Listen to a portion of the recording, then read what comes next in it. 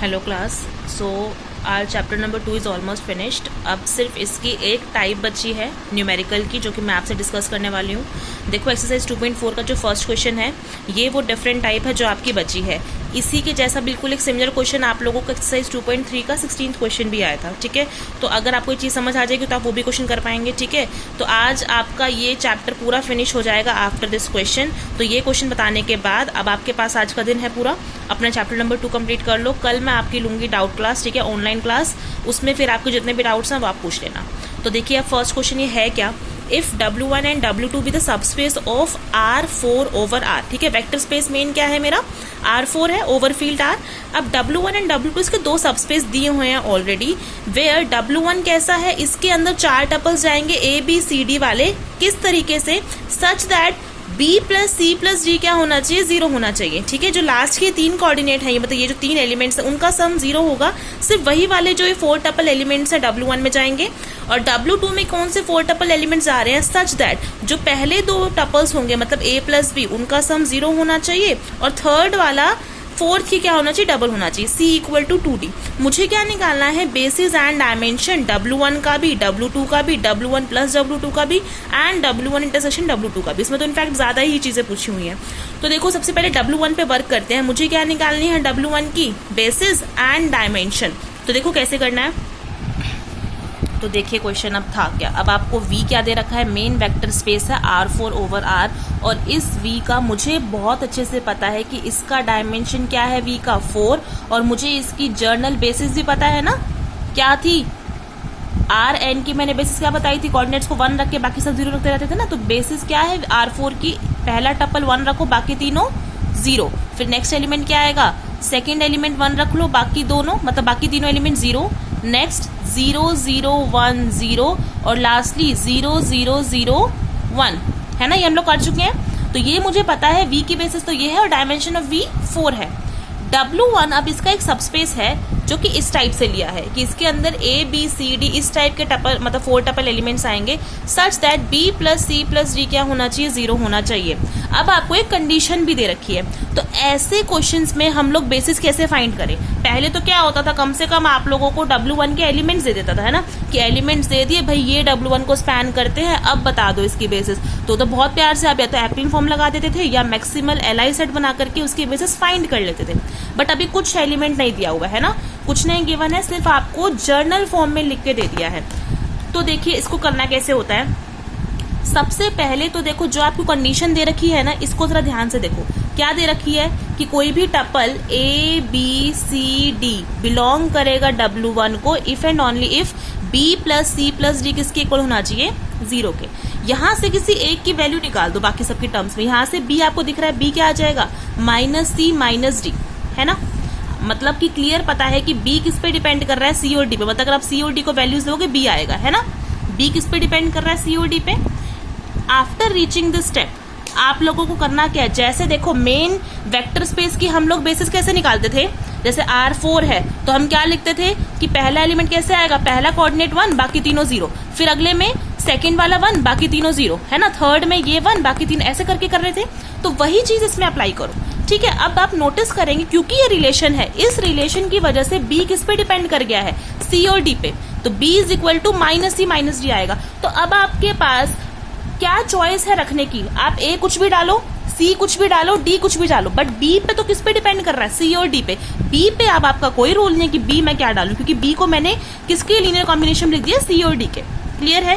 तो अब आप क्या बनाएंगे, केसेस बनाएंगे बिल्कुल वैसे, किस पे, A C और D पे, A पे C पे D पे। पहला क्या है, A को 1 रखो, C को भी 0, D को भी 0, और फिर देख लो B क्या आ रहा है, क्योंकि B तो अब ऑटोमेटिकली खुद आएगा। B क्या आएगा, अगर C भी 0 D भी 0 तो B क्या आ जाएगा यहाँ से 0। नेक्स्ट क्या होता है, A को भी 0 रखो, C को क्या रख लो इस बार 1, D को रख लो 0। अब चेक करो B क्या आ रहा है, अब C 1 है इस बार, D 0 है, तो B क्या निकल के आएगा, -1। क्लियर है। इतना करने के बाद देखिए आपको 2 वेक्टर्स तो मिलेंगे ना W1 के। पहला वेक्टर क्या मिला है, 1 0 sorry A B C D है, तो पहला वेक्टर क्या मिल रहा है आप लोगों को 1, B क्या है 0, C 0 D 0, पहला कोऑर्डिनेट ये मिला आपने W1 का।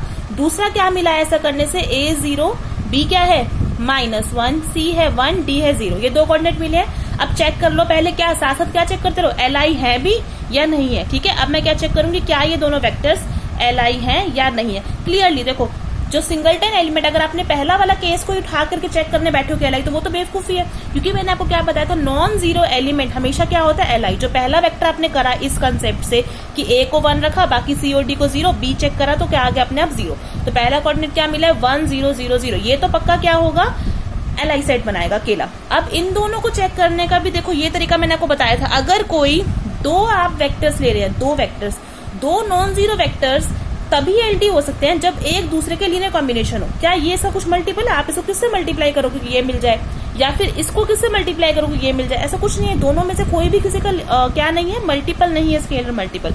तो पक्का ये दोनों कैसे सेट बनेंगे, एल आई। अभी 2 मिले हैं सिर्फ, अब आगे भी चेक करना पड़ेगा। तीसरा एलिमेंट कैसे आएगा, अब तुमने क्या क्या कर लिया है, ए को 1 डाल के सी डी 0 पुट करे, बी निकल गया। ए को 0 डाला, सी वन डाला, डी 0, बी मिल गया। अब क्या करोगे, ए भी 0 रख लो, सी भी 0 रख लो, और डी को क्या रख लो, 1। नाउ चेक बी क्या आएगा बताओ, ए 0 सी 0 डी 1, तो सी 0 डी 1, तो बी क्या आएगा अगेन -1। तो इस बार जो आपका थर्ड एलिमेंट मिल रहा है वो क्या मिल रहा है, ए 0, बी क्या है -1, सी है 0, डी है 1। तो अब तक आपके पास कितने एलिमेंट्स आ गए, ये दोनों तो ऑलरेडी एल आई थे। अब इस सेट में ये और एलिमेंट डालो, तो अब आपके पास 3 एलिमेंट्स का एक सेट बन चुका है, जो कि क्या है, पहला एलिमेंट 1 0 0 0, सेकेंड क्या है 0 -1 1 0 ये वाला, और थर्ड क्या लेके आए हो अब आप 0 -1 0 1। अब आपने ये 3 एलिमेंट्स का सेट बना दिया। फिर से क्या चेक करो, क्या ये तीनों एल आई है या नहीं है। ठीक है, पहले तो यही चेक करूंगी, तो देखिए एल आई है या नहीं है। इनफैक्ट ये आप खुद ही देखना, ठीक है, एल आई है या नहीं है, और ये एल आई होंगे। ठीक है, ये खुद चेक करना, एल आई है, इट्स योर होमवर्क। ठीक है, तीनों मैंने बता रखे हैं कैसे एलिमेंट्स को आप एल आई चेक करते हैं, एल आई होंगे ये। अब देखो, अगर ये 3 सेट, ये तीनों एलिमेंट्स, ऑब्वियसली मैं क्या से उठा के चली हुई, W1 से ना, W1 की कंडीशंस लगा के, जो W1 सेट था वो किस टाइप का था कि A B C D tuples जाएंगे such that B + C + D क्या होना चाहिए, 0। इस कंडीशन के हिसाब से मुझे इस W1 के 3 एलिमेंट्स मिले हैं जो कि एल आई भी होंगे, आप लोग चेक कर लेंगे। अब देखो, अब लेकिन बेसिस तो प्रूफ नहीं हुई ना, क्या दिखाना रह जाएगा इसको, स्पैनिंग सेट। क्योंकि अगर ये स्पैनिंग सेट भी हो गया तो W1 का आपको एक ऐसा सेट मिल जाएगा जो इसको स्पैन भी कर रहा है और जो एल आई भी है, तो हमारे को क्या मिल जाएगी, वही W1 की बेसिस। ठीक है, तो मोस्टली ऐसे वाले क्वेश्चंस इन्हीं स्टेप से हो जाते हैं, जो मैंने आपको बताया कि एक को 1 रखो, बाकी सब 0। और क्योंकि अब ऐसे वाले क्वेश्चंस में आपको कंडीशन, जब ये इक्वेशंस दे रखी होंगी सच दैट ऐसा होना चाहिए, तो कंडीशंस के हिसाब से मिलेगा क्या, एक वेरिएबल बाकी सब पे डिपेंड कर रहा होगा, तो उसकी वैल्यू पे आपको कुछ रखने का राइट नहीं है। तो आप क्या करेंगे, एक को 1 रखा जैसे, फिर इन दोनों को 0, चेक करो बी क्या आ रहा है, फिर अगले में इसको 0 रखा, इसको 1, इसको 0, फिर चेक करा बी क्या आ रहा है, अगले में इन दोनों को 0, इसको 1, देखो ये क्या आ रहा है। ऐसा करने के बाद जो एलिमेंट्स मिल रहे हैं ना, उसी वाले सेट पे मेन फोकस करो। मेनली हमारे क्वेश्चंस में वही क्या बन जाता है, बेसिस ज्यादातर बन जाता है। तो अब ये तीनों एल आई आप लोग चेक कर लेंगे। मैं आपको क्या दिखा रही हूँ कि स्पैनिंग सेट भी बन रहा है, देखो कैसे होगा। अब ये स्पैनिंग कैसे चेक करेंगे, स्पैनिंग के लिए क्या करेंगे, एक जर्नल एलिमेंट लेके चलो W1 का। अगर मैंने एक जर्नल एलिमेंट ABCD लेके चली हूँ W1 का, तो पक्का वो कैसा होगा, सच दैट, ये कंडीशन तो अपने आप फॉलो कर रहा होगा ना वो, कि B + C + D किसके इक्वल होना चाहिए, 0 के। अब ये मैंने W1 से उठा लिया। अब मैं क्या चाहती हूँ कि ये एलिमेंट इन तीनों के लीनियर कॉम्बिनेशन में लिखा जाए तो मुझे स्केलर्स मिल जाए। तो मैंने मान लिया कि इस ABCD के लिए मुझे स्केलर्स मिल रहे हैं कुछ α1 α2 α3, सच दैट ये जो ABCD है वो इन तीनों के लीनियर कॉम्बिनेशन में लिखा जाएगा। तो क्या लिखा जाएगा, सबसे पहले α1 × 1 0 0 0 plus next element α2 × next element था 0 -1 1 0 प्लस लास्टली α3 × 0 -1 0 1। ठीक है, सॉल्व करो, राइट साइड को कर लेना। आपको ओवरऑल क्या मिलेगा, सबसे पहला एलिमेंट α1, ये 0 हो जाएगा, ये 0 हो जाएगा, कोमा नेक्स्ट क्या मिलेगा, ये 0 -α2 नेक्स्ट -α3। ठीक है, नेक्स्ट थर्ड एलिमेंट इसका 0 हो जाएगा, इसका α2 और ये भी 0। ठीक है, लास्ट ये 0, ये भी 0 और ये α3। तो राइट साइड सॉल्व करके आपको 4 टपल एलिमेंट ये मिलेगा, α1 कोमा -α2 -α3 कोमा α2 कोमा α3, और इक्वल टू में क्या है ABCD। सॉल्व करके यहाँ से α1 की वैल्यू क्या आ रही है, A -α2 की, जैसे कर लो A = क्या आ रहा है, α1, B किसके इक्वल आ रहा है -α2 के, C किसके इक्वल आ रहा है, सॉरी बी आ रहा है माइनस अल्फा 2 माइनस अल्फा 3 के, सी किसके इक्वल आ रहा है अल्फा 2 के, और डी किसके इक्वल आ रहा है अल्फा 3 के। मुझे ए की वैल्यू भी मिल गई है, सी की वैल्यू भी मिल गई है, डी की वैल्यू भी मिल गई है, सॉरी स्केलर्स की चाहिए। अल्फा 1 की वैल्यू क्या आ गई है A1, अल्फा 2 की वैल्यू आ गई है C, अल्फा 3 की वैल्यू आ गई है D। आपको ये आपने यही स्केलर से उठाया था ना, अल्फा 1, अल्फा 2, अल्फा 3 तीनों की वैल्यू आ गई है। अब जो ये एक्स्ट्रा वाली एंटिटी है ये B is equal to minus alpha 2 minus alpha 3, ये अब आपको वेरिफिकेशन में हेल्प करेगी। ठीक है, अब वेरिफिकेशन क्या थी, आपको क्या दिया हुआ था क्वेश्चन में कि B plus C plus D किसके को लाना चाहिए 0 के। चेक कर लो ऐसा हो रहा है। B क्या है आप लोगों का minus alpha 2 minus alpha 3 plus C क्या है अल्फा 2 प्लस D क्या है अल्फा 3। क्या इन तीनों को सॉल्व करके 0 नहीं आ रहा, ऑब्वियसली आ रहा है। मतलब मुझे A B C D अगर मैंने कोई टपल लिया है W1 से तो वो पक्का इन तीनों के लीनियर कॉम्बिनेशन में लिखा जा सकता है। और वेयर स्केलर्स क्या यूज करेंगे आप, अल्फा 1 A यूज करेंगे ये वाला, अल्फा 2 क्या यूज करेंगे C मतलब ये, और अल्फा 3 क्या रखेंगे D मतलब ये वाला एलिमेंट। जैसे अगर आप कोई एलिमेंट उठाएंगे अब आप A B C D W1 के लिए, तो उसके लिए हर बार क्या लिखा जा रही हूं मैं, हर एलिमेंट को आप इन तीनों के लीनियर कॉम्बिनेशन में लिख सक रहे हो W1 का हर एलिमेंट। तो मतलब कि ये जो सेट है अब वो क्या बन गया है, स्पैनिंग सेट भी बन गया है W1 के लिए, और क्या बन गया है LI भी बन गया है। मतलब यही क्या है मेरी बेसिस है W1 के लिए। बेसिस है कितने एलिमेंट्स यूज हो रहे हैं 3, तो मतलब डायमेंशन क्या आ रहा है यहाँ से W1 का 3।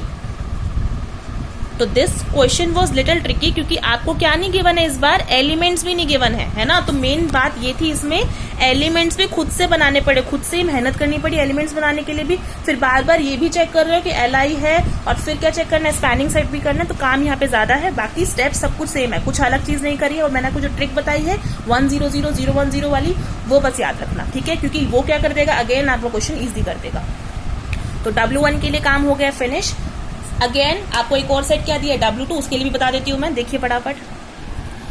अब क्वेश्चन में आपको W2 कैसा दे रखा है सबस्पेस, इसमें A B C D 4 tuple elements इस तरीके से जाएंगे such that A plus B 0 के इक्वल होना चाहिए और C इक्वल टू 2D होना चाहिए। इस बार दो कंडीशन दे रखी है। अगर दो इक्वेशन है तो आपके इस बार दो वेरिएबल्स निकल के आएंगे डिपेंडेंट वाले। मतलब जैसे फर्स्ट इक्वेशन है A plus B equal to 0, तो यहाँ से आपकी मर्जी किसी भी वैल्यू निकाल लो। मतलब B की निकाल दी, जैसे मैंने B किसके इक्वल आ रहा है माइनस A के, मतलब A रखोगे तो B अपने आप आ जाएगा। A रखने की मतलब वैल्यू आपके पास राइट है, B अपने आप आएगा। सिमिलरली यहाँ से क्या दे रखा C इक्वल टू TD, यहाँ तो सिंपल दे रखा कि C क्या है 2D, मतलब D रखो C अपने आप आएगा। यहाँ से डायरेक्ट पता चल रहा है कि C किस पे डिपेंड है D पे, ठीक है। अब फिर से टपल्स क्या है A B C D, आपके पास देखो जिस पे रखने का राइट होता है ना, उनको एक बारी 1 दूसरे को 0 और चेक करो, बाकी अपने आप निकलेंगे। जैसे A का रखने का राइट है, D का रखने का राइट है, तो एक बार A को 1 रखो, D को 0 रखो और चेक करो B और C क्या आ रहे हैं। अगली बारी क्या करोगे, A को 0, D को 1 और चेक करो B और C क्या आ रहे हैं। एलिमेंट्स बना लो। तो पहला एलिमेंट क्या बनेगा, A को क्या रख रही हूँ मैं 1, D को रख रही हूँ 0, तो आपका एलिमेंट क्या मिल के आएगा, A तो रखा है 1, B क्या आ जाएगा फिर यहाँ से -1, C क्या आएगा यहाँ से, अगर D को 1 रखोगे तो 2 1 जा 2 और D तो आपने रखा ही 0 है, तो आपका पहला एलिमेंट ये मिल गया। पहला एलिमेंट ऑब्वियसली ये इसको बिलोंग तो कर ही रहा है क्योंकि इसी की कंडीशन से बनाया है मैंने, ठीक है। ये W1 को बिलोंग भी कर रहा है और ऑब्वियसली एक सिंगल एलिमेंट LI तो होता ही होता है, तो काम खत्म। अगला क्या करेंगे, A को 0 रखो, D को 1 रखो, तो क्या मिलेगा, A अगर 0 रखा है आपने तो B तो अपने आप 0 आएगा, तो 0 0, D को 1 रखा है तो C क्या आएगा 2, तो सेकेंड एलिमेंट आ गया आपके पास ये। सॉरी इधर मैंने एक मिस्टेक कर दी, आपने यहाँ D को अगर 0 रखा है तो C भी तो 0 आएगा ना, ठीक है। अब आपके दो एलिमेंट्स बन गए। अब इन दोनों को क्या चेक करेंगे, क्या ये LI है या नहीं। अब आपके पास वो काम खत्म हो गया ना 0 1 वाला, क्योंकि दो ही इस बार वेरिएबल्स थे जिसको आप रख सकते थे। एक को 0 रखा, दूसरे को 1, एक को 1 रखा, दूसरे को 0, चेक कर लिया B और D क्या आ रहे हैं, तो एलिमेंट्स आपके ये दो बन गए। इन दोनों पे ही अपना मेन फोकस रखो कि क्या ये LI है, और फिर LI के बाद क्या चेक करो कि स्पैनिंग सेट है या नहीं है।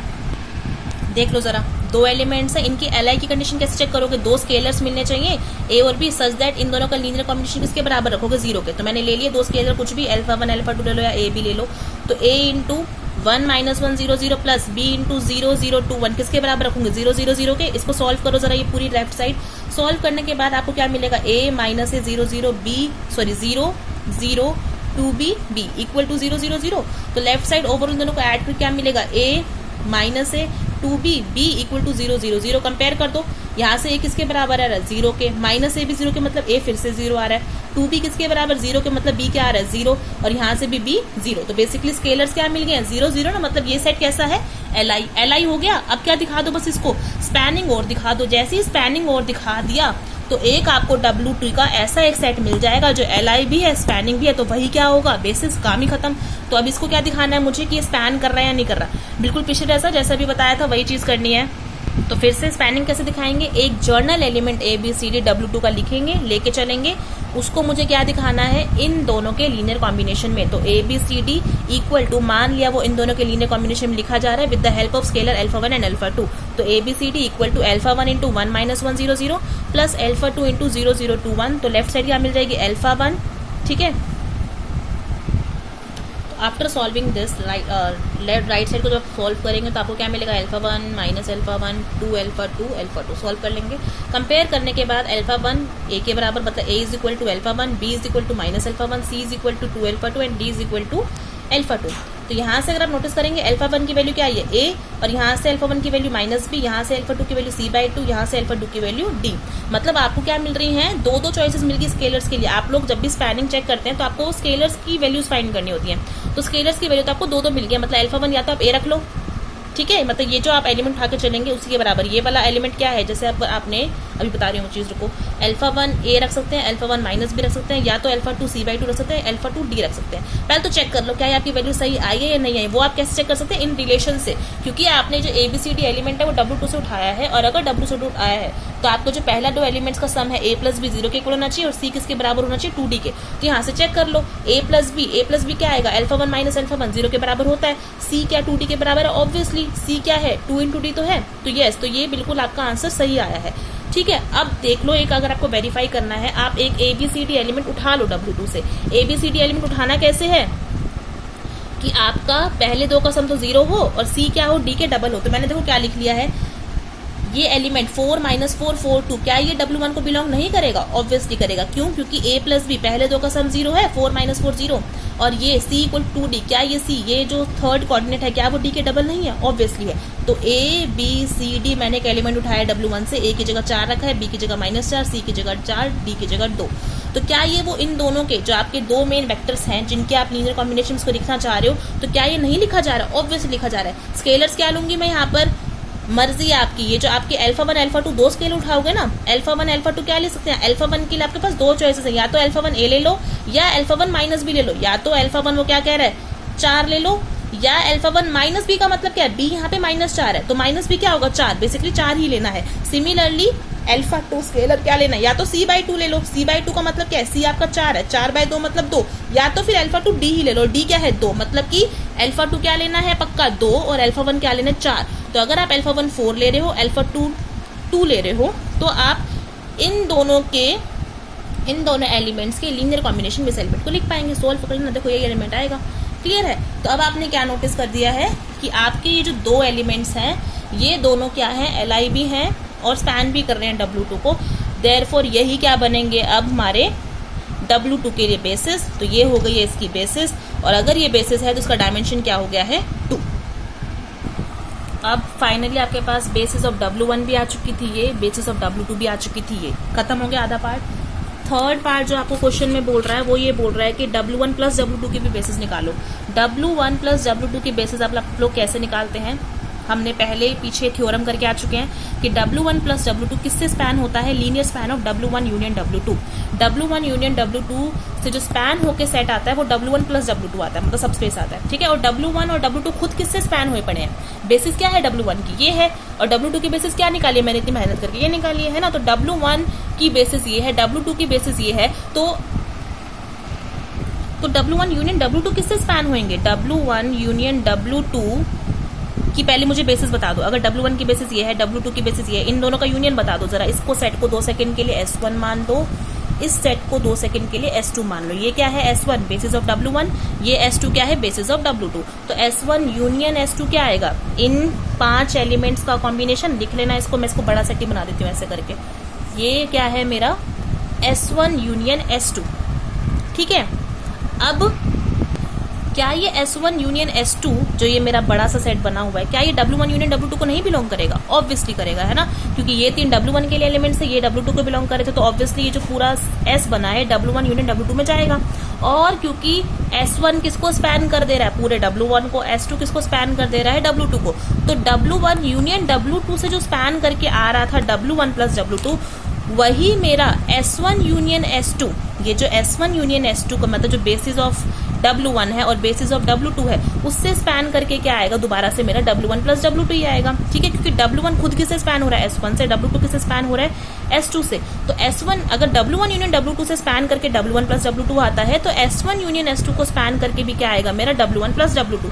तो W1 प्लस W2 की अब आपको एक स्पैनिंग सेट मिल गया है। ये अब आपको पता ही है, अगर आपको स्पैनिंग सेट पता होता है किसी भी सबस्पेस के लिए, उसके लिए बेसिस कैसे निकालते हो? एक्लेन फॉर्म से, है ना। तो अब इन 5 एलिमेंट्स को किस में लिख दोगे? मैट्रिक्स की फॉर्म में लिख दो। मैट्रिक्स की फॉर्म में लिखने के बाद क्या करेंगे?